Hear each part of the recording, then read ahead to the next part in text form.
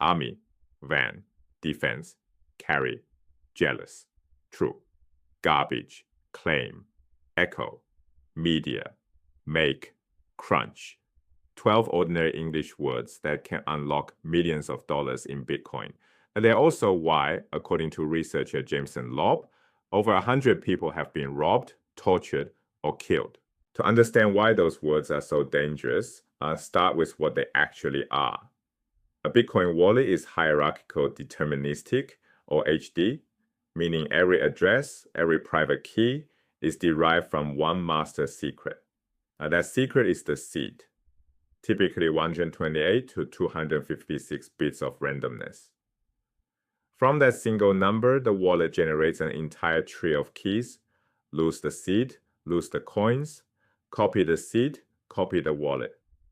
The recovery code you write down is simply that seed re-encoded into something a human can transcribe without mistakes. Imagine writing down a seed in raw hexadecimal, a COC1E 24E5 9177 799D2 97E1 4D45 F14E 1A1A. Miss a single character, swap 2 digits, and your wallet is gone forever. Words are dramatically more robust. Each word in the BIP39 list encodes 11 bits.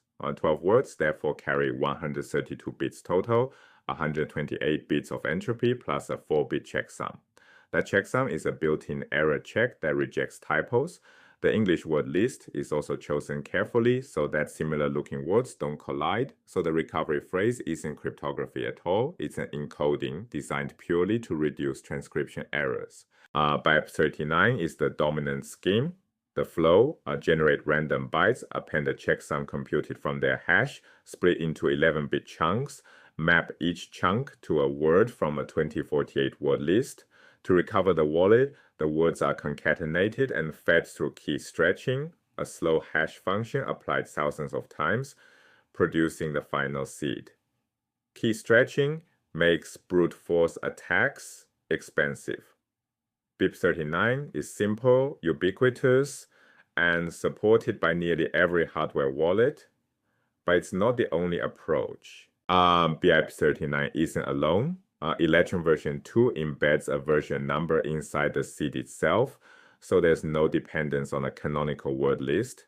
Aezeed, used by Lightning's LND, bakes in a wallet birthday, the creation date, so recovery software knows how far back to scan the blockchain. Muun generates a PDF recovery kit instead of words. Slip39 splits the seed into multiple shares using Shamir's secret sharing. And Codex 32 is designed for hand computation on paper. You can validate a backup with scissors and brass fasteners, no computer required. Each scheme makes different trade-offs. Slip39 deserves a closer look. Suppose you want protection against both theft and loss. You split your seed into 5 shares with a 3 of 5 threshold. Give one to your spouse, one to a sibling, one to your lawyer, one in a bank safety deposit box, one at home. Any single share reveals nothing. Mathematically, nothing. Any 2 shares also reveal nothing, but any 3 shares combined reconstruct the original seed exactly. An attacker needs to compromise 3 locations simultaneously. If you die, your heirs collect 3 shares and recover the wallet. This is threshold cryptography applied to inheritance planning. BIP39 offers no native equivalent. Every scheme we've covered supports an optional passphrase. This is where the real trade-offs live. A passphrase is a second factor, an extra string that mixes with the recovery code before the seed is derived. I think of it as a 13th word, one you memorize but never write down. Even if an attacker steals your recovery code without the passphrase, they get the wrong wallet. Right? But here's where BIP39, Electrum, and the Slip39 make a specific design choice that cuts both ways. In BIP39 style schemes, every passphrase produces a valid key tree, not a wrong one. A valid one with real addresses you can send coins to. Type no passphrase, get one wallet. Type correct horse battery, get an entirely different wallet. Type hunter2, get yet another. This enables plausible deniability. Keep a small decoy balance at the no passphrase wallet. real funds behind the passphrase. Under coercion, you hand over the 12 words and the decoy appears. But there's no way to prove you've revealed everything. Coercion never ends, and a single typo in your passphrase produces a silent, empty wallet, not an error. Your funds look lost, but they're behind the correct spelling. Aezeed makes the opposite choice. It authenticates the passphrase using a cryptographic tag embedded in the backup. Type the wrong passphrase, get an error. No wallet opens, no silent failure. You gain error detection and proof of correct disclosure, but you lose deniability. If someone coerces you, they can verify when you've given up the right passphrase because the software tells them. You can't pretend you've revealed everything when you haven't. These aren't minor implementation details. They're opposing philosophical positions about what security means. Now a hard warning about memorization. The temptation is strong. The safest place feels like your own head. It isn't. You can forget. You can suffer a head injury. You can die, leaving heirs locked out permanently.